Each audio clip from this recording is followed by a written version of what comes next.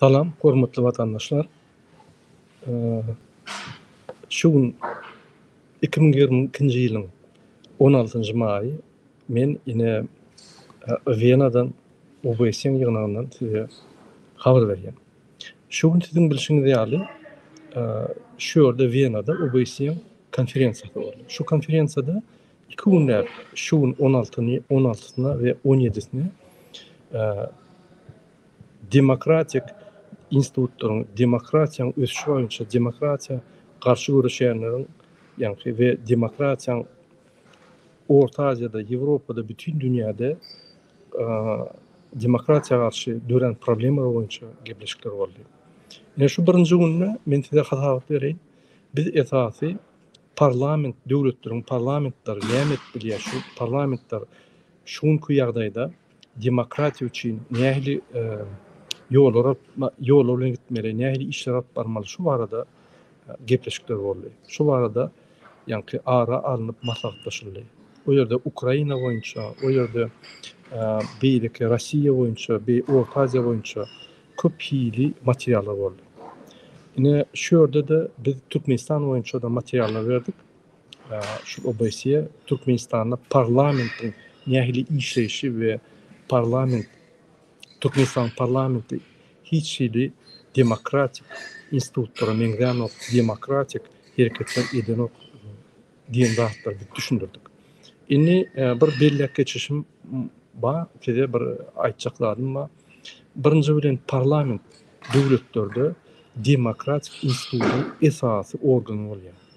Masalan üçin şuňky biziň halk maslahatymyz hakykatdan halk tarapyndan saýlanan adamlaryň ýa-ni pikirleri we şu ýerdäki ideýalaryny üstürüp şonu ýerine ýetiriş hökümeti barlap, onu kontrolda saklap we onu uly krizislerden çykalga bermek üçin ýuridik tarapyndan we politik tarapyndan çöýütler berýän organ bolmaly.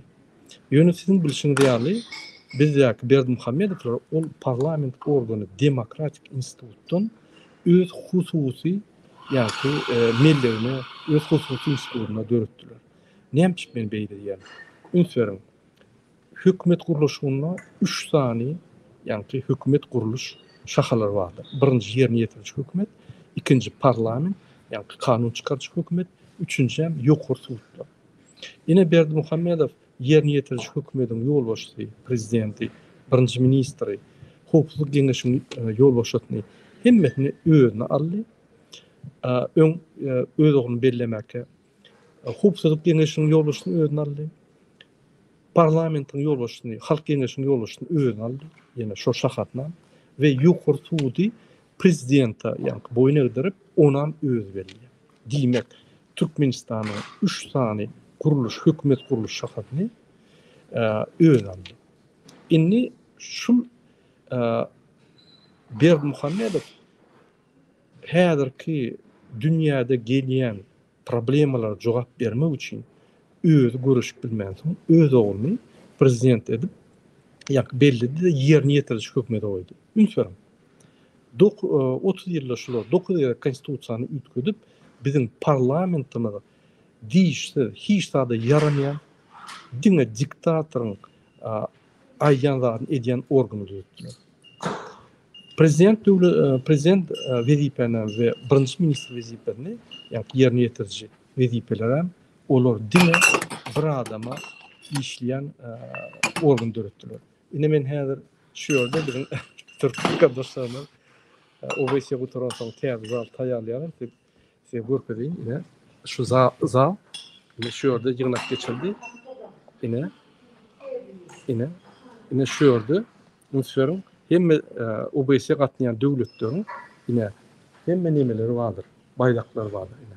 Türkmenistanyň baýlagy bar. Men size görkezýän Türkmenistanyň baýlagyny. Hükmal bolaýmaly. Ine Türkmenistanyň baýlagy, ünsveriň ine Türkmenistanyň baýlagy.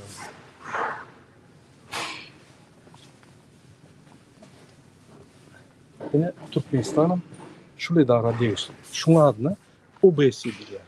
Orşa Organisation Sécurité Coopération Европа, yani Организация по безопасности и сотрудничеству Европы diye. Bir gepleşimiz devam edelim. Hormatly vatandaşlar, elbette Türkmenistan'dan men hiç kim görmedim.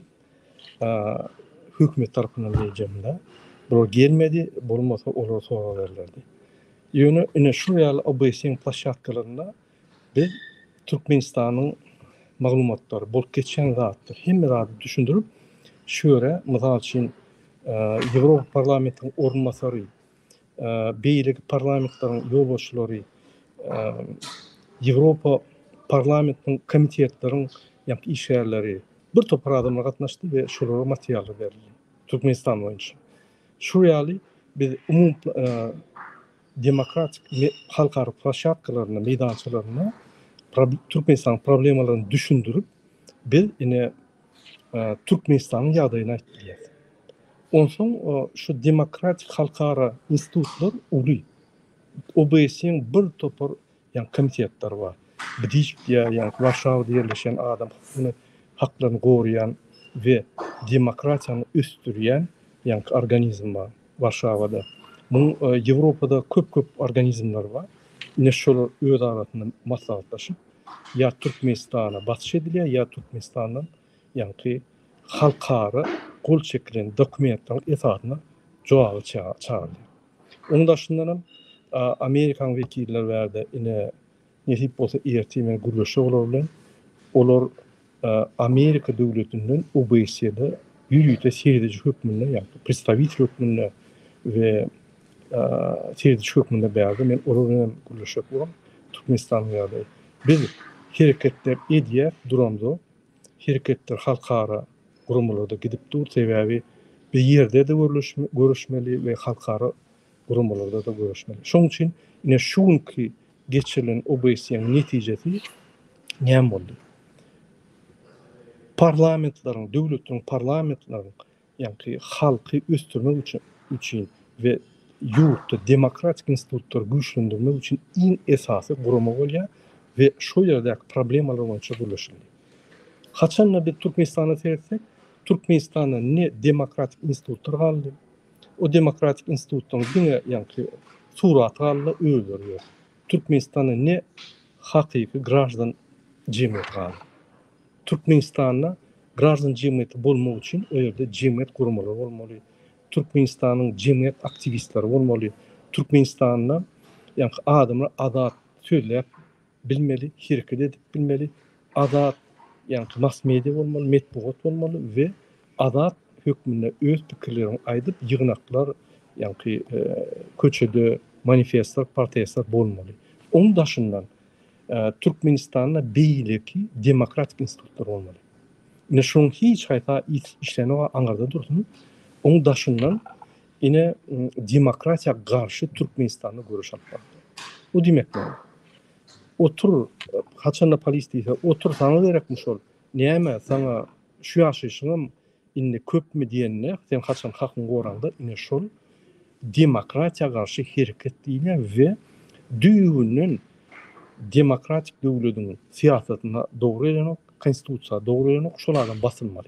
Haçanla polis, MHMS şeyle deyse şol adam katı şart yağdayda hükümet tarafından tutulup türmeye basılmalı.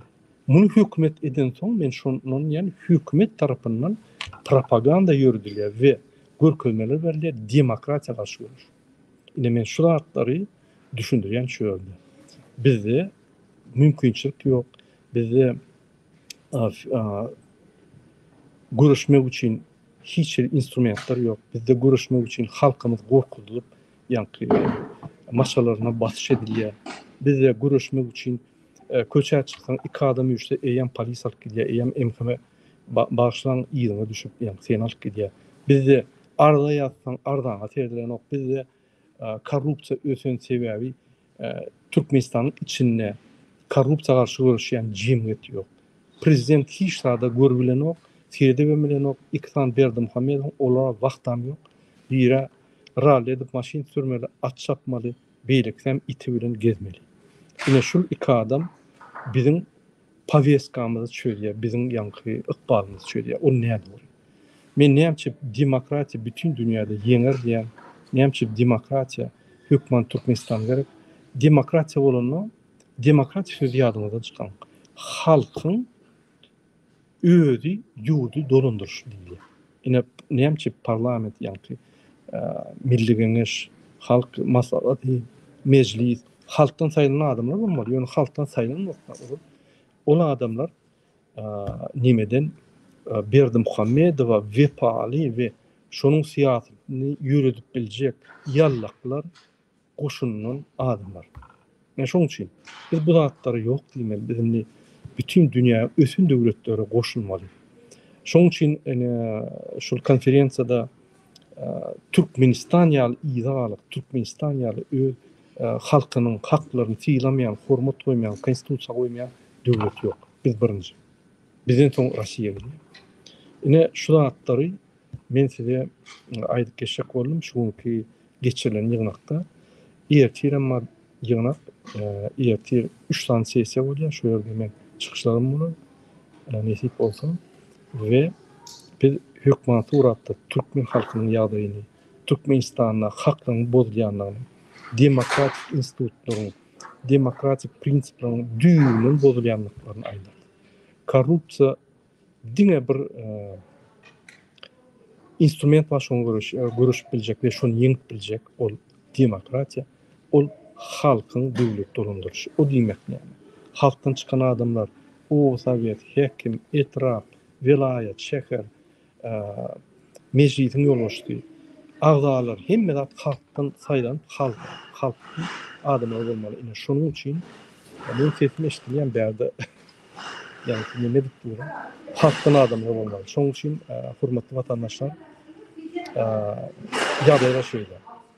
Men häzir bu sokakda nawşyk geýin, bolmasa ses gelýär. Eger soraňyz bolsa, aýdym men jogap berdim, jogap berin.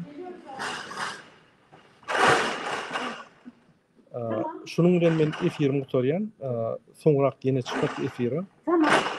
Men günle iş netijeleri boýunça aýdyp durun. Näme OBS-de bolup geçýär, näme soralar sedilýär, Türkmenistanyň ýagdaýy boýunça näme soralar sedilýär, hemme zatlar. Şugun parlament işi ve parlamentdaky nähili ýa-ni instrumentler ulanmaly. Hökümetde demokratik institutlar işler ýaly. Mysal üçin parlament Türkmenistanyň iň esasy demokratik institutlar, ýagny kanuny işleşi, adamyň adat çykyp gidip bilşi, adamyň adat diýip biljek zady, adamyň adat bir welaýatdan o welaýata geçip bildigi, adam adat ýagdaýyna itlenip welaýatda ýaşap bilmegi ine şuny parlament seredip egerde hökümet ýerine ýetirýän hökümet prezident bolýan bolsa derrew muny durup ýa jinaýata çekmeli ýa-da karar çykarmaly. Şoň üçin Türkmenistanda demokratiýaň ötüşini bir guruma ýa-ni kontrol edip bilýär we düýüni saklap bilýär. Ol parlament. O diýmek halk maslahaty. Pardon. Halk geňeşi. Halk geňeşiň ýolbaşçy ýene bir tan diktator aňydan. Şoň üçin Türkmenistanda bu zatlar ýok. Men ine şoň üçin size diýen, biz konstitusiýadan başlamaly. Şonuň düýüne paltasalyp, konstitusiýany biz üýtgedip, hakyky halk konstitusiýasyny kabul eden soň şol konstitusiýa boýunça ýürümeli. Ine şu ýerde men gürleşdim. Parlament boýunça Ýewropaň parlamentynyň ýolbaşçylary bilen şol şeýle diýär. Bir halk netije çykarmy bolsa, ýani elektron saýlaw ýa beýlik saýlaw netije çykarmy bolsa, ine şol karar has güýçli we has kabul edilmeli karar diýip onu halk saýlady. Ol prezidentiň karary ýa halkyň gatnaşmadyk karary, mysal üçin prezident saýlaw Türkmenistan resmi taýdan prezident saýlawyna 8% adam gatnaşdy. Ol karar ýatyrylmaly, sebäbi halk öz çözmeli, öz durmuşyny. Egerde halk konstitusiýany kabul etse, onu şu konstitusiýa bütün dünýä ün sörmeli we şonu kabul etmeli. Ine öýlerim tasdikler. Men şoň üçin aýdym, konstitusiýany biz täzeden işläp sizin ýa-ni dikkatyňyza berer. Nähili şu konstitusiýa üýtgeçiklerde nähili öz maslahatlaryňyz ýa çalışmalar ya ütköşmeler giyirecek olsanız yazın dedim komentaryanızda. Biz onu alar ya da men ýa-ni Telegramda maňa ýazın ya e-mailden ýazın, men her efirimde berýändirin. Şol zatlar biz göz öňünde tutarsa täze konstitusiýaň proýektine size ýa-ni goýýars. Şo ýerde de biz ýa-ni obsуждениýa geçer, maslahatlaşyp şonu biz nesip bolsa soň konstitusiýany çykarmada ses berip alanmazdan soň şo konstitusiýa güýje berýär. Ine şo konstitusiýada meniň haýyş etjek zadym halkyň isleýi boýunça Türkmenistan prezidentine impeachment diýmek, onu işten aýyrmany berip boljokdugyny biz geçirmeli. Onu eger şo konstitusiýany kabul etsek, ikinji ädimi Türkmenistanyň prezidenti işten aýyrmaly. Üçüncü ädimi karar çykarmaly. Onun üçin biz impeachment edip referendum geçirmeli. Bütün halk bolup saýlap, halk bolup şo soru ortaga goýup saýlawlar geçirmeli. Şo elektron. Onu geçiren soň biz şol Serdar Berdimuhammedow işten aýryp bilýär we inniki karar çykaryp wagtyn hökümet edip şo ýerde adamlarymyz belläp biz halk maslahatyny, ýani halk geňeşini dol ýatyrmaly we onu öýlene ýermeli. Ine şu ýaly kanun esasında juridik taýdan Türkmenistanyň demokratik güýçler ýagdaýlary ütküp bilýär. Eline ýara galmak hökman aktiv bolmaly, bir-iki habar tutuşmaly, komentar ýazmaly, siz birlik türkmenler bilen pikirlerinizi alışmaly we saýlawlar geçirine hökman aktiv bolup saýlawga gatnaşmaly. Ine şo saýlawlar hemme zat çözmeli. Eriňdäki ýarag däl, ýa kim güýçli bolsa däl. Saýlawlar, ýa pikirler, siz Türkmenistanyň grajdany, ünsweriň Türkmenistanyň tebigat baýlygynyň bir bölegi sizinki, Türkmenistanyň territoriýasynyň bir bölegi sizinki, Türkmenistanyň howasy, asmany, derýalar, zatlary size degişli şol. Her kime kiçik bir bölek degişli, umumyň türkmen halkyna degişli. Ne Berdimuhammedow Serdara, ne Berdimuhammedow Gurbanula degişli ýer ýok. Şoň üçin siz çözmeli şonu. Men her wagt aýdýan. Ine onun üçin biz grajdan aktivistimiz bolmaly. Jemgyýet aktivist bolmaly. Diňe aktivistler däl. Aktivist diýmek ol bir ýönekay adam. Öz ykbaly, watanyň ykbaly, çağrılyň ykbalyna jogapkärçilik serdiýän adam ol boldy. Oň üýtgeşik bir diplom ýok, üýtgeşik bir ýa-ni maňlaýyna ýazylgy ýer ýok, üýtgeşik bir gana watançy adam boldy. Ine men size hemmäge watançy bolsaňyz döwletem sizinki. Watançy bolmasaňyz, murada haçan sen çözjek diýseňiz, onda siz watançy da, döwletem sizinki de, ona ýeti muradan bolmaly ýa-da Berdimuhammedow bolmaly, ýa on bolmaly, ýa mun bolmaly. Ýok. Döwlet bizinki. Sizem şoň içinde ýa-ni esas element sizem şu döwletde sesiňiz bolmaly, siziň sesiňiz uly. Anaň siziň sesiňiz bir topar emhemeşikden güýçli. Ine şonu biz ulanjak bolýar. Siziň sesiňizi ýygnap, umum ses edip bütün dünýä görkezjek bolýar. Ol gaty güýçli ýarak diktatorlar arşy. Ine şu zatlary biz bäde gürleşip şonu edenmeli. Siz biz gollar tamam ýani ähli etmeli. Ine haýsy gaplar barmaly. Hemme zatlar biz şol bilen maslahatlaşdyk. Ýalnys bu turan soň men ýygyna alyp baran ýol başyna ulaşdym. Men düşündirdim biziň ýagdaýymyzy Türkmenistanyň. Siz parlament üstürmek, parlament nimet etmeli. Ol orta hil demokratik döwletde, kiçi hil demokratik döwletde, demokratik döwletde bolýar. Ýöne biziň ýaly duruş hemme alan diktatura döwletinde olaýan mümkinçiligim ýok bizde. Biz haýsy gapa barmaly? Kim bilen gürleşmeli? Biz niýe hat ýazmaly? Biz ýa-ni ulu konferensiýa çağırmaly. Kimi çağırmaly? Hemme zatlar men gürleşip şular bilen ýa-ni bir netije geldik. Şoň üçin ol işler öňde. Ne gysgaça aýtsak, ine şular ýaly eger soruňyz bolsa beriň, men size jogap bereyim. Men sesimi gowaşdyrýarmyň?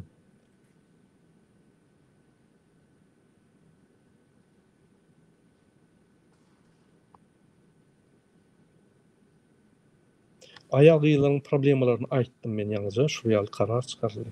Şu ýaly ýa dil gökmeler we hemme zatlary aýtdym. Ony materiallar biz ýa-ni peçat edip ellerine berdim. Hem ýemelerden uzadyk.